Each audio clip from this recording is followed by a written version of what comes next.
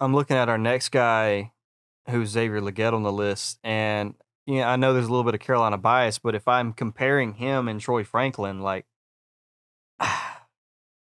that's hard for me. Like, there's something about Troy Franklin I can't figure out what it is. Like Xavier Legette, I think looks better than him. I don't know Xavier what it is. Legette. Talk about somebody that will just woo you in with measurables and highlights. And we knew this though.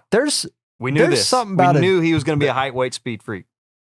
Yeah, but there's just something about a 230-pound human that can take a slant and go 80 yards with it. It's just a very alluring skill to have. And Xavier Legette has that in spades.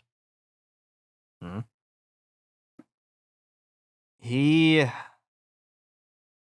Those things are very enticing. But even as the Carolina fan, I'll push back some. Like, there is a huge red flag on his profile.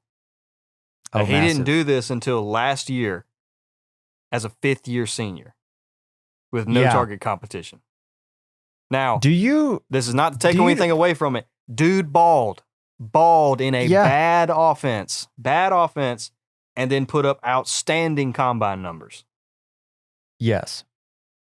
I am curious, though. I know a lot of people have talked about it.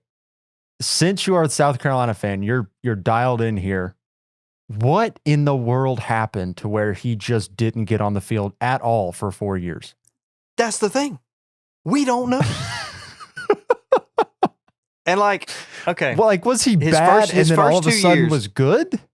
His first 2 years, I think I can't remember exactly, but he was pretty highly touted coming out of high school. We got him.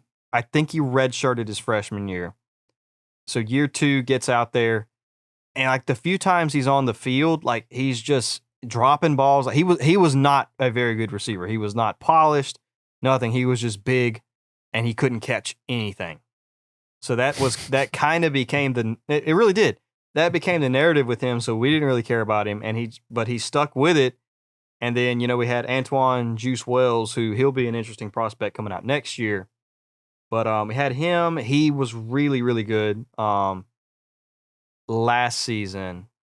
But that was sort of when Legette was becoming on the radar. It was like, Juice Wells was obviously our number one guy. And then Legette was like, oh, he wasn't that bad. He wasn't as bad as he used to be. And then this past year, he just took over.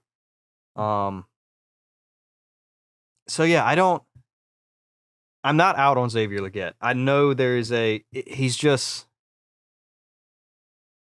I guess a little bit like A.D. Mitchell. There is such a wide range of outcomes. Like, he could be a Gabe Davis, where he's a good for the the NFL team, where he's stretching the field and doing nothing for your fantasy team.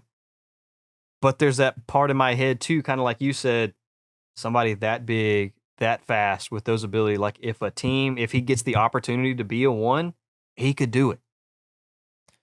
Here's the thing, though. If you just didn't have the 4-year black hole at the beginning of his career, if you just had this was his 3rd season, and you had 2 years of, he went out and he was doing his best, but it was like a 400, 500 yard type of guy.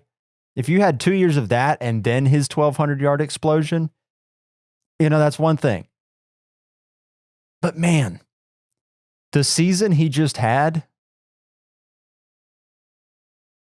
And he pops honestly, on film too, when you watched him. Dude, there's no red flags on his 2023 game film. You watch him play just in 2023 and you're like, he's incredible. He's amazing.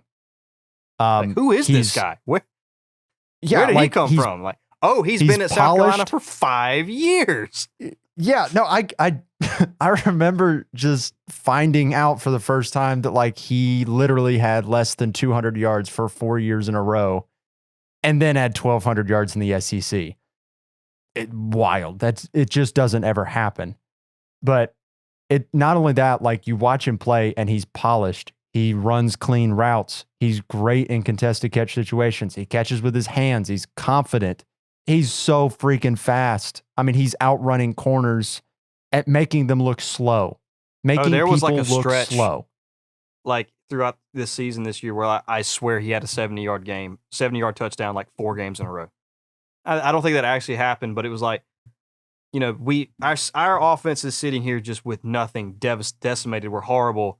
And then you see Rattler just heave one down the field. You're like, look at it! There he is! And he's just mossing some Georgia defender out there. Oh, my gosh. Yeah. So I think if you could delete the black hole, he would be even with Brian Thomas for me. The problem is there is that black hole. It's like, I don't know what that's about. And he is old. He is 23, so he's coming in as an elder statesman. But like the DK Metcalf comparison, call back to earlier, dude, he looks exactly like what DK Metcalf looked like coming out. Looks exactly like him. Boy. I know. And he fast. Brian Thomas, it doesn't quite fit.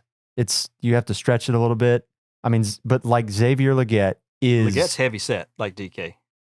Yes. They look the same. They play the same.